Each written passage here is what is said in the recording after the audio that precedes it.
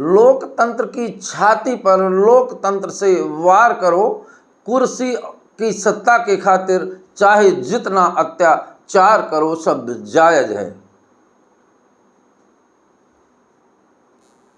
बात करते हैं राज्यसभा सांसद की सीटों को लेकर, जिस पर हम विस्तार से चर्चा करते हैं। हाल ही में मध्य प्रदेश में 3 राज्यसभा सीटें खाली हुई। अब मध्य प्रदेश में विधानसभा की संख्या के अनुरूप 2 सीटें भारतीय जनता पार्टी के खाते में जानी थी और 1 सीट कांग्रेस के खाते में जानी थी।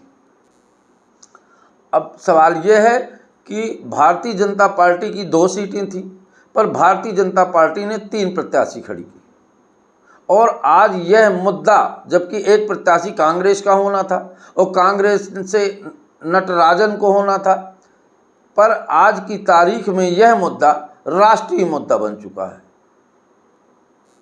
अब बात करते हैं हम उस मुद्दे को लेकर जिसकी वजह से ये विवाद खड़ा हो गया। भाजपा ने वही तीसरी सीट के लिए महेश केवट को खड़ा किया और कांग्रेस ने मीनाक्षी नटराजन का नामांकन दाखिल किया। मीनाक्षी नटराजन के नामांकन को लेकर भारतीय जनता पार्टी ने कुछ आरोप लगाए कि इनके नामांकन में कुछ अनियमितताएं हैं, कुछ चीज़ों की इन्होंने जानकारी नहीं दी और इसके बाद रिटर्निंग ऑफिसर जो थे बगैर इनको मौका दिए इनका फॉर्म रद्द कर दिया गया। रिटर्निंग ऑफिसर को भारतीय जनता पार्टी के महामंत्री राहुल कोठारी ने उनके शपथ पत्र पर आपत्ति जाहिर की। उनके शपथ पत्र में आपत्ति लगाई। राहुल कोठारी का मानना था कि मीनाक्षी नटराजन ने अपने शपथ पत्र में कुछ चीज़ें छुपाई हैं और उन्होंने कहा कि हैदराबाद में मीनाक्षी नटराजन का एक परिवार चल रहा है। हैदराबाद हाई कोर्ट में बीएनएस की धारा 356, 61, 45, 46 पर इनका केस चल रहा है, वह उन्होंने अपने शपथ पत्र पर नहीं दर्शाया। अब यहाँ से शुरू होती है असली कहानी और राजनीति का खेल। इसी आपत्ति के आधार पर रिटर्निंग ऑफिसर अरविंद शर्मा ने उनका नामांकन रद्द कर दिया। यहीं से अब कहानी शुरू होती है राजनीतिक चाल और मात की, सह और मात कह सकते हैं। पर सच तो यह है कि किसी भी अधिकारी को किसी को स्पष्टि देने के लिए समय चाहिए, पर समय भी नहीं दिया गया। ऐसा लग रहा था जैसे एक सुनियोजित तरीके से इस कार्य को अंजाम दिया जा रहा है। हालांकि कांग्रेस को पहले ही समझ लेना चाहिए कि ये सुनियोजित है। ये सुनियोजित तो उसी समय हो गया जब 2 की जगह भारतीय जनता पार्टी ने 3 नामांकन दाखिल किए। और एक बात तो सबसे बड़ी बात है कि लोकतंत्र में सबके अधिकारों का अगर सत्ता के दम पर हनन हो रहा है तो निश्चित तौर पर लोकतंत्र की परिभाषा में कुछ बदलाव करने जैसा हो गया। जबकि मीनाक्षी नटराजन के वकील ने कहा, अब बात बताते हैं अधिवक्ता अजय गुप्ता की। बहुत बड़े अधिवक्ता हैं और बहुत बड़े लॉयर में इनका नाम आता है। इन्होंने कहा कि बीएनएस 223 के अंतर्गत इन्हें नोटिस दी गई थी और चैलेंज करते हैं कि इस नोटिस के आधार पर नामांकन रद्द नहीं किया सकता। दुनिया का कोई न्यायालय या कोई अगर इसे रद्द कर दे तो मैं अपनी वकालत छोड़ दूंगा। पर यहाँ न्याय और जवाब का तो कोई मतलब नहीं था, खेल था सह और माप का।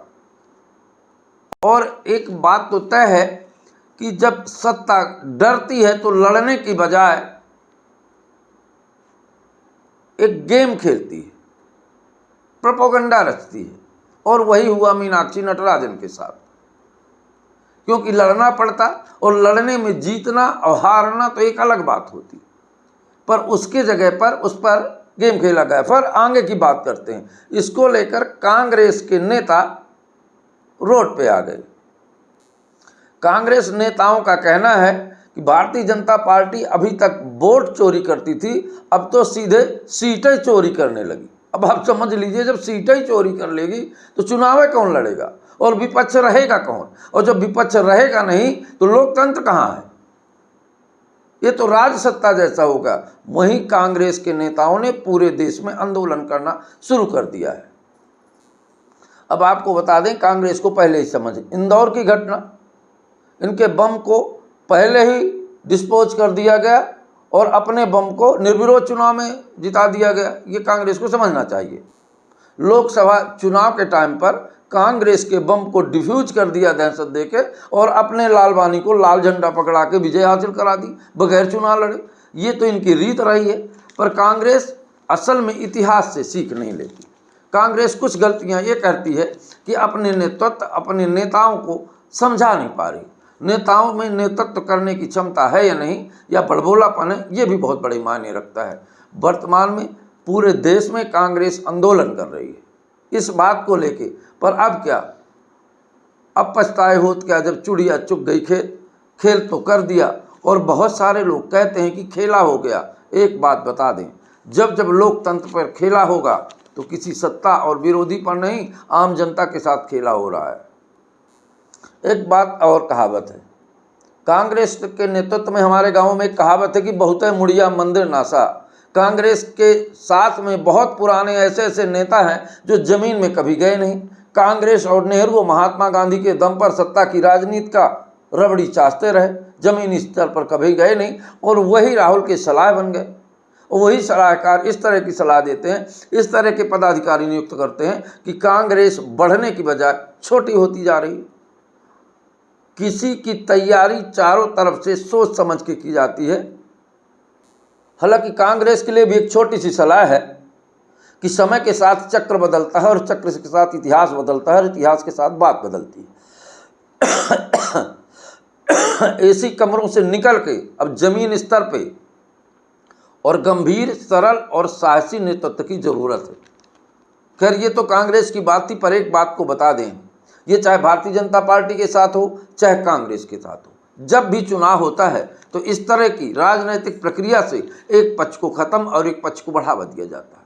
अगर ये भारतीय जनता पार्टी कर रही है या कांग्रेस करती हो, पर यह तो तय है कि लोकतंत्र अब मृत्युशैया पे लेटने जा रहा है। कहीं भी देखिए, लोकतंत्र के नाम पे, लोकतंत्र की छाती पर जिस तरह से सत्ता के शासन से और सत्ता के अंकुश से अत्याचार हो रहा है, ये एक आदमी के साथ नहीं, एक पार्टी के साथ नहीं।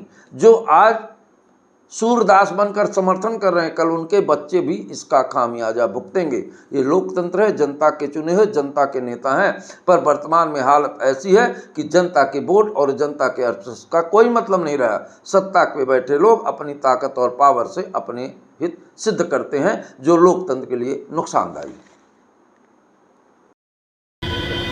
मजे की बात यह है कि कोई भी क्रिमिनल केस ऐसा नहीं है जो कानून में एग्जिस्ट करता है, स्थित है, जिसका वो खुलासा कर सकती थी। कोई नहीं है।